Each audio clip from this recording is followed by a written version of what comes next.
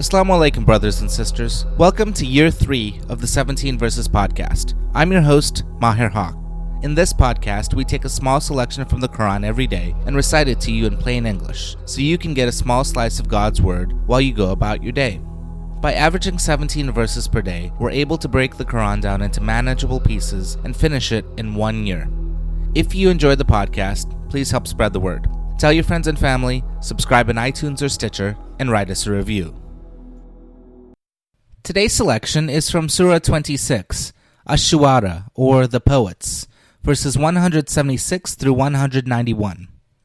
These verses talk of the people of Shu'aib, his entreaties to them, and the destruction of the disbelievers.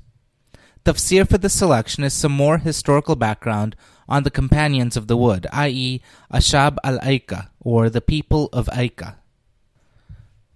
Bismillahir-Rahmanir-Rahim. In the name of Allah, most gracious, most merciful. The companions of the wood also disbelieved their messengers. Remember Shu'aib asked them, "Have you no fear of Allah? Rest assured that I am a trustworthy messenger of God towards you. So fear God and obey me. I do not ask you for any reward for my services, for my reward will be given by the Lord of the worlds. Give full measure and be not of those who cause losses to others by fraud. Weigh with even scales, and do not cheat your fellow men of what is rightly theirs, nor spread evil in the land. Fear him who has created you and the generations before you." They replied, "You are surely one of those who are bewitched. You are no more than a human being like us, and we think that you are lying. Let a fragment fall out of the sky on us, if you are telling the truth." Shu'aib said, "My Lord has full knowledge of all your actions." So they disbelieved him, and the torment of the day of darkness, i.e. dark clouds carrying Allah's scourge, seized them. And indeed it was the torment of an extremely dreadful day. Surely in this story there is a great lesson, but most of these people do not learn a lesson and become believers. The fact is that your Lord is the mighty, as well as the merciful. Ameen. Now concerning Prophet Shu'aib's people, the companions of the wood, or Ashab al-Aykah, quote, "It is reasonable to suppose that the companions of the wood were the same as the Madian, or a group among them or in their neighborhood. Madian may be identified with the word Midian. Midian, or the Midianites, are frequently mentioned in the Old Testament, though the particular incident mentioned here belongs to Arab rather than Jewish tradition. The Midianites were of Arab race, though as neighbors of the Canaanites, they probably intermixed with them. They were a wandering tribe. It was Midianite merchants to whom Joseph was sold into slavery and who took him to Egypt. Their principal territory in the time of Moses was in the northeast of the Sinai Peninsula and east of the Amalekites.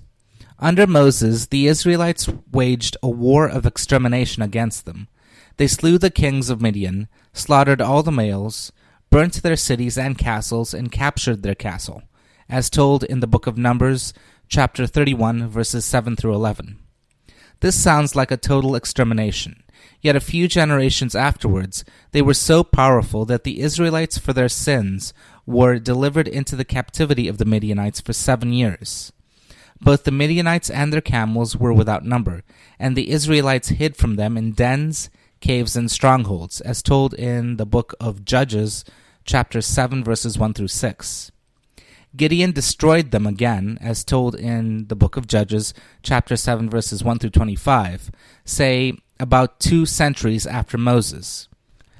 As the decisive battle was near the hill of Moreh, not far south of Mount Tabor, we may localize the Midianites on this occasion in the northern parts of the Jordan Valley, at least 200 miles north of the Sinai Peninsula.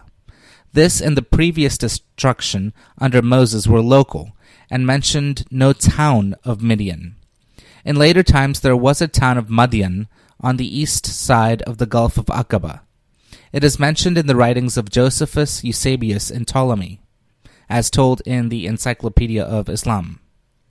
Then it disappears from geography.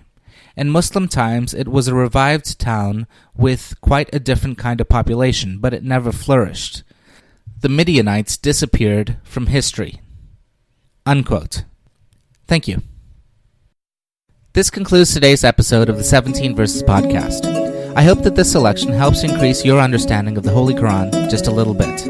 If you like the podcast, you can subscribe in iTunes or Stitcher and write us a review. Or you can grab the RSS feed and put it into your own podcast app. The show notes, including a text version of this episode, can be found by going to 17verses.com. That's the numbers 17, VERSES.com. Thank you, and be well.